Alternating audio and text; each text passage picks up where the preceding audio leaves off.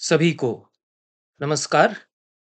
वेदों में सृष्टि के रहस्य की व्याख्या करते हुए कहा गया है कि प्रारंभ में एक पुरुष हुआ। वह एकाकी रम नहीं रहा था, तो उसने अपने आप को बहुत बना लिया।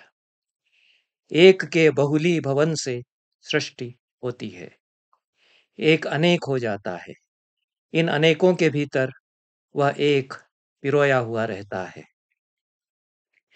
एकत्व के बहुली भवन और इस बाहुल्य में अंतर्निहित एकत्व की साधना ही कला की साधना है।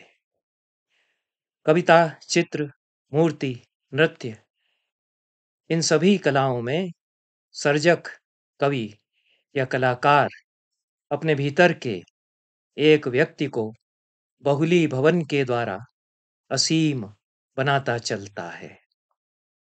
कला की सर्जना में कलाकार अपने व्यक्तित्व को असीम बनाकर अनंत से जुड़ जाता है। व्यष्टि चित्त समष्टि से एकाकार हो जाता है। ऋषि बताते ही आए हैं कि एक ही अपने को विस्तारित करके अनंत होता है। ऐसा वह क्यों करता है? ऐसा वह अपने आनंद के लिए करता है, क्योंकि एकाकी रम नहीं पाता। यह बहुली भवन, उसका अनंत होना, एक की अपेक्षा तो रखता ही है। एक है तब बहुल होगा। एक अपने को अनेकों में बिखेर देता है। इस बहुलता को पेड़ के दृष्टांत से समझाया जाता रहा है। पेड़ एक है, उसका मूल एक है। उस मूल से अनेक शाखाएं फूटती हैं। हर एक शाखा में कई टहनियां आती हैं। टहनियों में कई कई पत्तियां आती हैं। हर पत्ती के साथ फूल आ सकते हैं। हर फूल का एक वृंत या बंध होता है। उसमें पंखुड़ियां गुथी रहती हैं। पंखुड़ियां बाद में आती हैं। उनका केंद्र, जहां से पंखुड़ियां फूटती हैं, पहले से होता है। पंखुड़ियों से उस केंद्र का संबंध केंद्रापसारी दृष्टि से भी प्रतिपादित किया जा सकता है और केंद्राभिमुख दृष्टि से भी प्रतिपादित किया जा सकता है। एक अनेक होने के लिए आकुल रहता है। यह अनेक या ये अनेकों फिर से एक से जुड़ने के लिए यत्न करने लगते हैं। यह यत्न ही आनंद की साधना है। आनंद से ही सृष्टि के सारे प्राणी जन्म लेते हैं। आनंद के लिए जीवन में खटते हैं और आनंद की ओर अभिमुख रहते हैं। तैत्तिरीय उपनिषद का यह वचन है। यह आनंद की ओर अभिमुख होना केंद्राभिमुखी दृष्टि है। बहुलता के विचार के साथ हमारी परंपरा में यह दृष्टि बनी रही है, जो केंद्रापसारी दृष्टि है। उसके साथ साथ तब बहुलता में एकता का संधान करने की आवश्यकता नहीं रहती। वह स्वतः सिद्ध और प्रत्यक्ष गम में होती है। यह एक अपने को अनेक में विन्यस्त करता जाता है, यह जितना सत्य है। वे अनेक पुनः एक का संधान करते हुए अपने को उसी में समाहित करते हैं, यह भी उतना ही सत्य है। कला के विश्व में आनंद और एकत्व की यह प्रक्रिया दोनों तरह से प्रतिफलित होती रहती है। इस प्रक्रिया में चेतना का प्रसार, असीम का अनुभव, यह भी होता रहता है और एकत्व की अनुभूति भी होती रहती है। कला की सृष्टि में अनंत अपने को विस्तारित भी करता है और फिर संकुचित भी करता है। इस कला की सृष्टि में सूक्ष्माति सूक्ष्म तत्व रस है।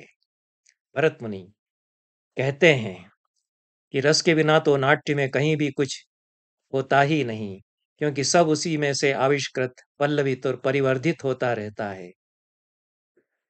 इस बात को वृक्ष और बीज के चिरंतन दृष्टांत से ही वे रसाध्याय में स्पष्ट करते हुए कहते हैं कि जैसे बीज से वृक्ष होता है, वृक्ष से पुष्प और फल, इसी तरह बीज के रूप में तो सारे रस नाट्य के मूल में हैं।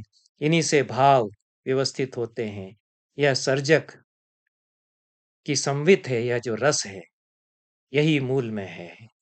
और यही संवित मूल है। इस मूल से नाट्य और नृत्य की सृष्टि में 11 तत्वों का प्रसार होता है। रस, भाव, अभिनय, धर्मी, वृत्ति, प्रवृत्ति, सिद्धि, स्वर, आतोद्य, गान और रंग या रंगमंच, जिसको नाट्य मंडप भी कहते हैं। भरत मुनि जिसे नाट्य वृक्ष में बीजभूत संविद्रूप रस बता रहे हैं, उसी को ब्रह्मांड वृक्ष के बीजभूत तत्व के रूप में उपनिषद बता रहे हैं। यदि कहा जाए कि काव्य रस या नाट्य रस अलग हैं, औपनिषदिक तत्व मीमांसीय रस इनसे पृथक पदार्थ है, तो यह कहना भी उचित नहीं होगा, क्योंकि काव्य रस या नाट्य रस को भी संविद विश्रांति रूप या स्वात्म मात्र पर्यवसिति के रूप में ही समझाया गया है या समझा गया है, जाना गया है। आत्म का अनुभव भी भाव है, इसी अनुभव से तदाकारिता रस है। यदि काव्य आत्मा की संकल्पात्मक अनुभूति है, तो रस आत्मा की संवेदनात्मक अनुभूति है। नट या नर्तक का अभिनय करना आत्मा का अभिनय है। भाव के लक्षण में भरत मुनि कहते हैं, आत्माभिनयनम भावः। मूलतः रस कविगत संवित है। अभिनवगुप्त कहते हैं कि जैसे बीज वृक्ष के मूल में उसी रूप से अवस्थित रहता है, जैसे बीज वृक्ष के मूल में अवस्थित रहता है, उसी तरह रस नाट्य वृक्ष के मूल में बीजभूत संवित के रूप में बना रहता है। नायकस्य कवेः श्रोतुः समानोनुभवस्ततः। यह आचार्य अभिनव गुप्त के गुरु भट्टतोत का कथन है। नायक, कवि और श्रोता तीनों का अनुभव एक ही होता है। नायक से आशय संसार के उन मनुष्यों से है जिनका जीवन कविता और कला में चित्रित किया जाता है। उनके अनुभवों को कवि व्यक्त करते हैं। नट, नर्तक आदि रंगमंच पर आंगिक, वाचिक और सात्विक तथा आहार्य अभिनयों के द्वारा कविता में रचे जा चुके इन अनुभवों को फिर से मंच पर विन्यस्त करते हैं। तीनों ही स्तरों पर अनुभव एक हो जाता है। नायक, कवि और भावक या अनुभवकर्ता या प्रेक्षक या सामाजिक, यह अनुभव रस है। वेद या उपनिषद इसी रस की चर्चा करते हैं और इसी को आनंद भी कहते हैं।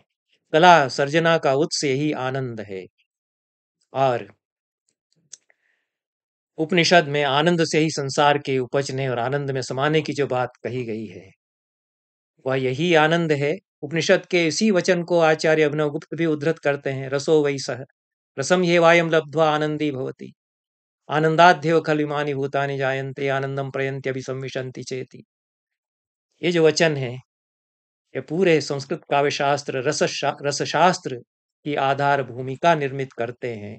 इनको पंडित राज जगन्नाथ भी रस सूत्र की व्याख्या में उद्धृत करते हैं।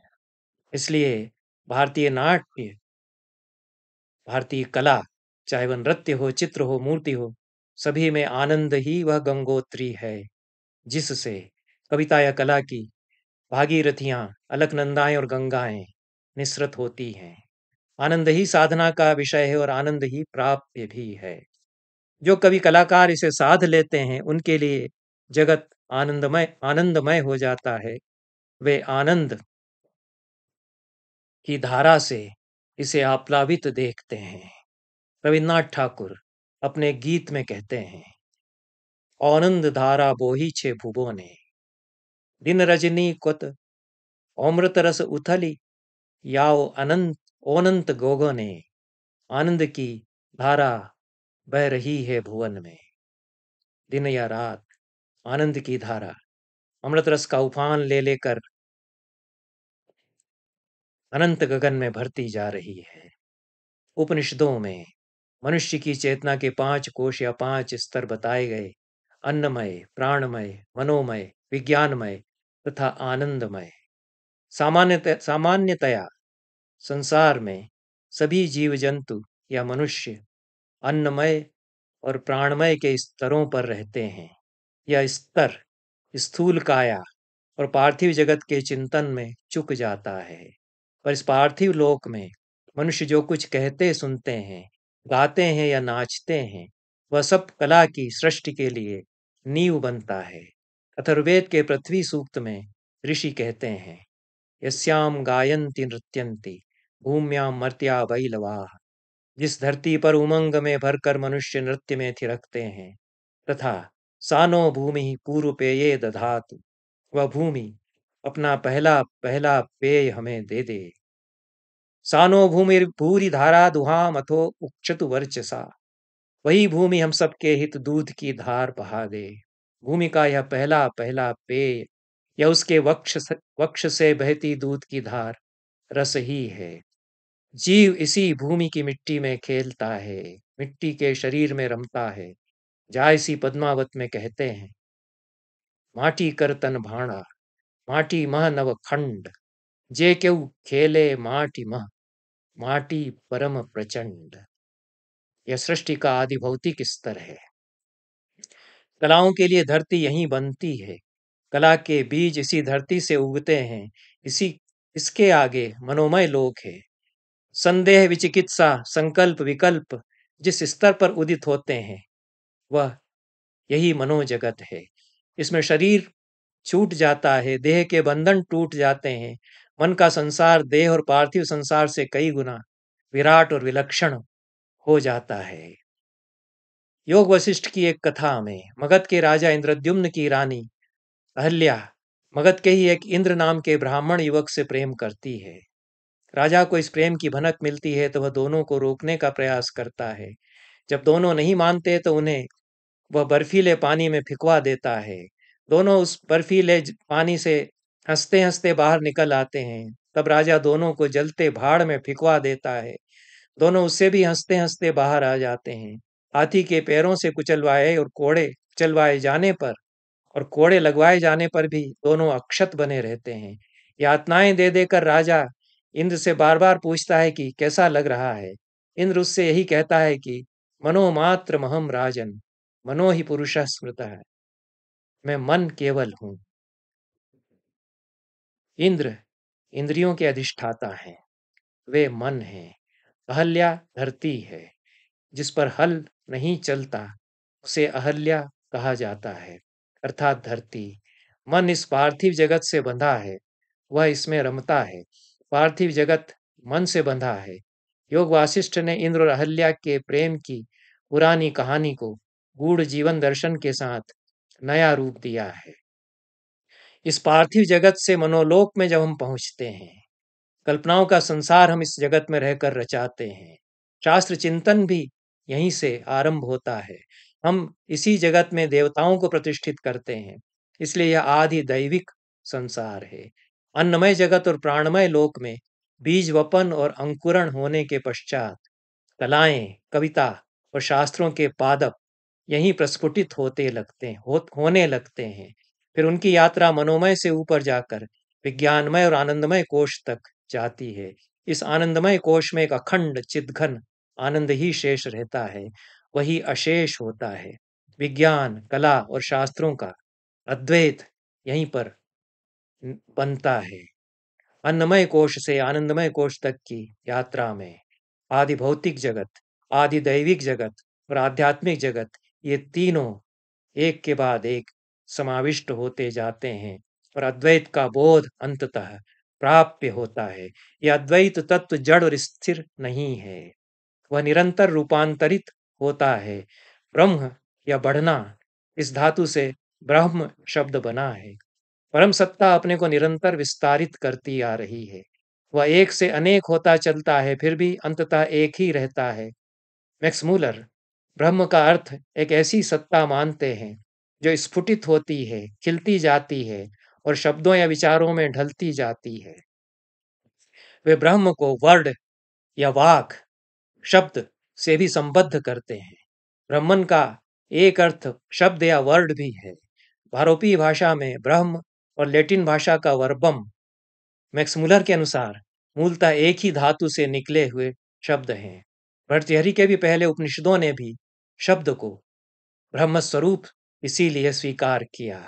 मैत्रायणी उपनिषद में कहा गया, वे ब्रह्मणि वेदितव्ये शब्द शब्द ब्रह्म परम चयत। दो रूप परम सत्ता के हैं, एक शब्द ब्रह्म है और दूसरा पर ब्रह्म है। ब्रह्म को ही उपादान कारण भी कहा गया और निमित्त कारण भी कहा गया, क्योंकि अनंत शांत के भीतर अपने को व्यक्त करता है। अतः व्यक्ति की भी संभावना अनंत होती है और अनंत ही उपादान बनता है। अद्वैत का बोध होने पर भी बोध के प्रकार की दृष्टि से व्यक्ति अपने में विशिष्ट भी बना रहता है और असीम से एक भी वह होता है। अद्वैत दर्शन की परंपरा में यह बोध तीन प्रकार का बताया गया है। अनंत के प्रति मैं तुम्हारा ही हूं यह दृष्टि, तुम मेरे हो यह दृष्टि दूसरी, और तुम ही मैं हो ऐसी तीसरी दृष्टि। त्वदीयोहम त्वदीयोहम मदीयस्त्वम त्वमेवाह मिति त्रिधा भगवत चरणत्वम स्यात् साधनाभ्यास पाकतः। कविता, कला, भक्ति साधना, ध्यान धारणा, इनमें ये बोध तीनों प्रकार के प्रतिफलित होते जाते हैं। शंकराचार्य बोध का एक स्तर स्पष्ट करते हुए कहते हैं, सत्यपि भेदापगमे नाथ तवाहम न माम की नस्त्वम सामुद्रो ही तरंगो न तारंगः क्वचन समुद्रस्यात्। भेदापगम या अद्वैत होते हुए भी है प्रभु, मैं ही तुम्हारा हुआ, न कि तुम मेरे हुए, क्योंकि लहर समुद्र का अंग होती है, समुद्र लहर का अंग नहीं होता। भागवत में प्रहलाद सारे बोधों में तात्विक अंतर नहीं देखते। परम सत्ता मैं हूं या परम सत्ता सत या परम सत्ता मत स्वरूप या मेरा मैं है, यह कहने में अंतर नहीं रह जाता। परम सत्ता मैं बनती है, मैं परम सत्ता होता हूं। ईश्वर को नमन करते हुए जब प्रहलाद कहते हैं कि उसके साथ में अपने आप को भी तो नमन कर रहा हूं, वे यही बात कहते हैं। बोध के तीसरे स्तर की बात वे कहते हैं। अहम त्वम त्वम अहम देव दिष्ट्या भेदोस्ति नावयोः दिष्ट्या मत्तामसि प्राप्तो दिष्ट्या त्वत्तामहं गतः मह्यं तुभ्यमनन्ताय तुभ्यं मह्यं शिवात्मने नमो देवाधिदेवाय पराय परमात्मने। जलालुद्दीन रूमी कहते हैं, मन तू शुदम तू मन शुदी, मन तन शुदम तू जा शुदी, ता कसन गोयद बादजी, मन दीगरम तू दीगरी, मैं तू हुआ तू मैं हुआ, हमारे देह हमारे प्राण एक हुए, फिर क्यों व्यर्थ कहते रहते हैं लोग कि तू मुझसे दीगर है, मैं तुझसे दीगर हूं। दुनिया बदलती है, कई बार हम बदल जाना लक्षित नहीं कर पाते, क्योंकि हम आदि भौतिक स्तर पर ही बदलाव को देख पाते हैं। आदि दैविक और आध्यात्मिक स्तरों पर होने वाले रूपांतर को हम प्रायः नहीं बूझ पाते हैं। यह संसार आदि भौतिक रूप से जितना बड़ा है, उससे कई गुना बड़ा आदि दैविक रूप में है, और उससे भी कई गुना बड़ा आध्यात्मिक रूप में है। आदि भौतिक बदलाव ऊपर ऊपर से बहुत बड़ा मालूम पड़ता है, पर वह भंगुर और तुच्छ होता है। आदि दैविक और आध्यात्मिक स्तरों का बदलाव अपनी सूक्ष्मता के कारण प्रत्यय का विषय सहज नहीं बन पाता। वह तात्विक तात्विक और अपने फैलाव में विराट तथा दूरगामी होता है। उपनिषदों की भाषा में यही भूमा है, आनंद इसी भूमा में है। कलाएं और काव्य हमें इस भूमा से जोड़ देते हैं। जिस आदि भौतिक जगत का आरंभ इस यात्रा से हुआ, वह यात्रा आनंद के अध्यात्म में पहुंचती है। वह आदि भौतिक जगत भी आनंदमय परमात्मा की रचना है, इसलिए आनंद उसमें अंतस्तिमित है। वैदिक विश्वबोध इस जगत को परमात्मा की रची कविता के रूप में देखता है। देवस्य पश्य काव्यम न ममार न जीर्यति। शतपथ ब्राह्मण और बृहदारण्यक उपनिषद में प्रजापति की 16 कलाओं का विवरण है, जो काल या समय चक्र के रूप में जगत को धारण करती हैं। यदि यह जगत परमात्मा के द्वारा रची कविता है या प्रजापति की 16 कलाओं में बुना हुआ है, तो इस कविता को कवि या कलाकार अपनी कविता में, अपनी कृति में, अपनी कला में नए सिरे से रचता है, फिर से कहता है, फिर प्रस्तुत करता है, यह पुनर्विन्यस्त होता है। जो ईश्वर का काव्य है। वैदिक ऋषि ऐत्रेय महिदास अपने ऐत्रेय ब्राह्मण में इस दृष्टि से समस्त कलाओं या शिल्प को दो प्रकार का मानते हैं, देवशिल्प और मानुष शिल्प। देवशिल्प की ही अनुकृति मानुष शिल्प है। इस संसार के नाना पदार्थ देवताओं के शिल्प हैं, उनकी अनुकृति में मनुष्य शिल्प, मनुष्य अपना शिल्प, अपनी कला या अपनी कविताएं रचता है। कला की सृष्टि में भी अन्नमय, प्राणमय और मनोमय से होती हुई विज्ञानमय के द्वार से गुजरकर आनंदमय तक यात्रा पहुंचती है, और इसकी सारी गत्यात्मकता में नित्य नए पड़ाव आते रहते हैं, क्योंकि कलाएं हमें निरंतर संस्कारित और परिमार्जित करती चलती हैं। कलाएं शुभ और अशुभ का विवेक देती हैं, इसलिए पुरुषार्थ की प्राप्ति उनके द्वारा अवश्य होती है। नाट्यशास्त्र में ब्रह्मा के मुख से यही कहलवाया गया है, भवताम देवतानां च शुभाशुभ विकल्पकः कर्म भावान्वयापेक्षी नाट्य वेदो मया कृतः। इसलिए कला की सर्जना और कलानुभूति में आनंद की साधना और आनंद की जो सिद्धि होती है, वह पुरुषार्थ की साधना और पुरुषार्थ की सिद्धि भी बन जाती है। नाट्यशास्त्रकार भरत मुनि कहते हैं कि रस मात्र रंजन नहीं है,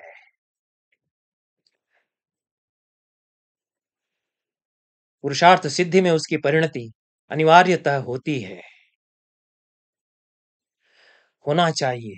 इसलिए श्रृंगार रस के भी धर्म श्रृंगार, अर्थ श्रृंगार और काम श्रृंगार, ये तीन प्रकार भरत मुनि बताते हैं। आगे चलकर भोज ने मोक्ष श्रृंगार, ये चौथा भेद भी इनमें जोड़ा।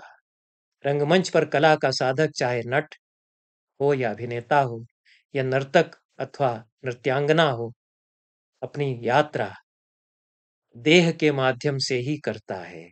देह अन्नमय कोश है, उसमें स्पंदित होते प्राणमय को वह साधता है और मनोमय से कला के संसार को रचता है, जो विज्ञानमय और आनंदमय तक ले जाता है। आत्मा, बुद्धि, मन और देह के संबंधों को बताने के लिए कठोपनिषद में बताया गया कि आत्मा रथी है, शरीर रथ, बुद्धि सारथी है और मन लगाम है। शरीर का रथ स्थूल होने से दिखता है, मन की लगामें भी देखी जा सकती हैं। बुद्धि इस शरीर के रथ को मन की लगामों से चलाती है, वह भी बोध में आती है, पर रथी या रथ का स्वामी अदृश्य है, रथी आत्मा है। कभी कभी सारथी ही रथ का स्वामी बनने लगता है। उपनिषद रथी आत्मा को जानने का आग्रह करते हैं। अपने को जान लेना असीम से जुड़ना होता है, इसलिए एक असीम सबका लक्ष्य है, वही भूमा या अनंत है। उस सुख या आनंद उसको पा लेने में है। बुद्धि में सर्वात्मा के अवभास से यह ज्ञान प्राप्त होता है। मनुष्य की बुद्धि उसके मानवीय गुणों के विकास का और अंततः आत्म साक्षात्कार का भी माध्यम बन सकती है। शंकराचार्य आत्मबोध में कहते हैं, यदा सर्वगतोप्यात्मा न सर्वत्रावभासते बुद्धावेवावभासेत स्वच्छेषु प्रतिबिंबवत। सर्वात्मा सर्वत्र अवभासित नहीं होता, वह स्वच्छ बुद्धि में ऐसे ही झलकता है, जैसे निर्मल दर्पण में प्रतिबिंब झलक उठता है। कलाकार चाहे नर्तक हो या कवि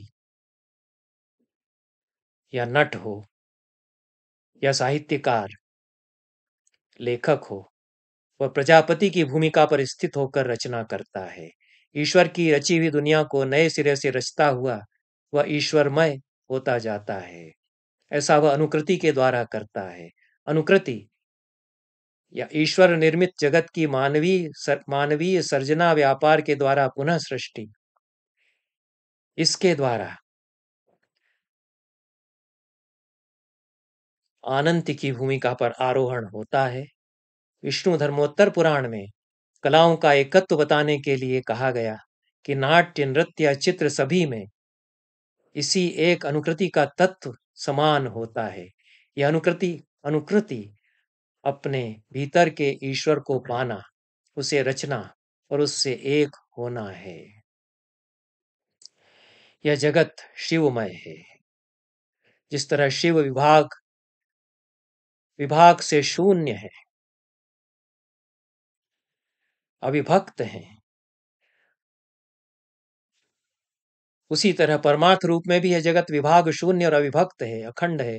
पर जिस तरह दर्पण में हम प्रतिबिंब देखते हैं, तो उस प्रतिबिंब में अंग प्रत्यंग अलग अलग झलकते हैं। वास्तव में दर्पण एक और अखंड है। प्रतिबिंब इस दर्पण से अलग कुछ नहीं है, पर वह इस दर्पण में झलकता है। उसी तरह वह इस दर्पण में अलग झलकता है। उसी तरह यह संसार शिव से अलग नहीं है, पर शिव से अलग झलकता है। क्योंकि इस जगत में शिव समाये हुए हैं, अतः यह जगत मिथ्या नहीं है। उसी तरह अभिनव गुप्त की दृष्टि में कला भ्रम नहीं है, मिथ्या भी नहीं है। वह रस स्वभाव वस्तु है जिसमें हम अनंत से जुड़ते हैं। कला रस है और रस कला है। यही रस परम तत्व भी है। अतएव कलानुभूति अद्वैतानुभूति होती है, परम तत्व की अनुभूति हो जाती है। रचनाकार भी शिव की तरह निर्मिमित्सा या रचने की इच्छा से आविष्ट होता है। प्रकाश, विमर्श और स्पंद उसकी रचना प्रक्रिया में उन्मिषित होते हैं। अभिनवगुप्त के सारे सामाजिक जन नृत्य, गीत आदि की प्रस्तुति को अमृतमय मानकर उसमें तल्लीन हो जाते हैं। इसीलिए कहा जाता है कि मल्लों, नटों आदि के खेल या प्रस्तुति को देखते हुए सारे प्रमाताओं अर्थात कलानुभव के मर्मज्ञों का पूर्ण अनुभव कराने वाला एक तादाद में हो जाता है। जो सर्वात्मक संवित या चैतन्य अलग अलग देहों में सीमित होकर बसी हुई है, उसके अलग अलग देहों में संकुचित रूप इस प्रकार के सामूहिक आयोजनों में, प्रदर्शनों में परस्पर टकरा कर चूर चूर होते हैं, एक दूसरे में प्रतिबिंबित होते हैं और एक दूसरे की कांति से आलोकित होकर के एक महावृत्त रचते हैं। तब आत्मा का उच्छलित होता किरण समूह इन चेतना के नाना रूपों में प्रतिबिंबित हो जाता है। वह अनेक दर्पणों के एक साथ मिल जाने से अनायास झिलमिलाती आभा बनती है। इसलिए नृत्य, गीत आदि को अनेक लोग जब एक साथ देखते हैं, तो जो आस्वाद का अनुभव होता है वह उनमें से किसी एक का नहीं होता। आनंद से सराबोर चेतना नृत्य आदि के विषय का प्रत्यक्ष साक्षात्कार करती हुई पूर्ण आनंद प्राप्त करती है। कला सृष्टि के समय कवि या कलाकार शिव की भूमिका पर अवस्थित होता है, तो कलानुभव की दशा में प्रमाता ईश्वर रूप हो जाता है। कला की रचना और अनुभूति दोनों के लिए चित्त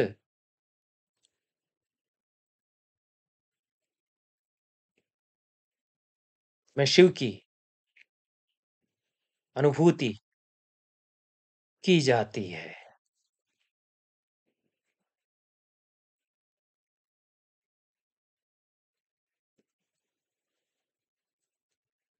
हमारे समकालीन विश्व में जब छल और प्रपंच का विस्तार हो रहा हो, युद्ध, कलह और द्वंद्व की विभीषिकाएं मुंह बाए खड़ी हों,